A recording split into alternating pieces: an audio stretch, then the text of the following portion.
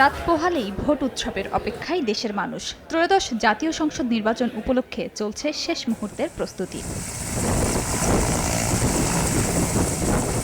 কেন্দ্রে কেন্দ্রে পাঠানো হচ্ছে নির্বাচনী সরঞ্জাম, স্বচ্ছ ব্যালট বক্স, অমোচনীয় কালি, দলীয় ভোটের জন্য সাদা ব্যালট পেপার ও গণভোটের জন্য গোলাপি ব্যালট পেপার, সিল, ভোটার তালিকা সহ ৪৫ ধরনেরও বেশি অন্যান্য সামগ্রী পাঠানো হয়।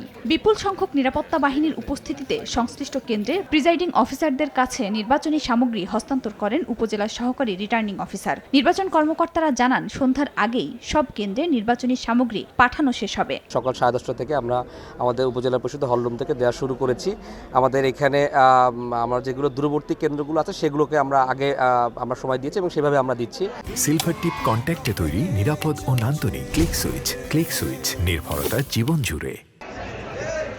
স্ব কেন্দ্রের প্রিজাইডিং ও পুলিশ অফিসাররা ব্যালট সহ ব্যালট বক্স নিয়ে যান। দেশ জুড়ে উৎসবমুখর পরিবেশে সুষ্ঠুভাবে ভোট গ্রহণের আশা প্রশাসনের। সকাল থেকে আমরা মালামাল ভোট কেন্দ্রে পৌঁছানো শুরু হয়েছে। আমরা আইন শৃঙ্খলা রক্ষাকারী বাহিনী সহ আমরা সব ধরনের প্রস্তুতি রেখেছি যাতে আমরা অবাধ, সুষ্ঠু এবং নিরপেক্ষ ইলেকশন আমরা কন্ডাক্ট করতে পারি। নির্বাচনী সহিংসতায় শেরপুর ৩ আসনে এক প্রার্থীর মৃত্যুতে ২৯৯টি আসনের ৪২,৬৫৯টি কেন্দ্রে ভোট অনুষ্ঠিত হবে। খাদিজা স্বপ্না, সময় সংবাদ।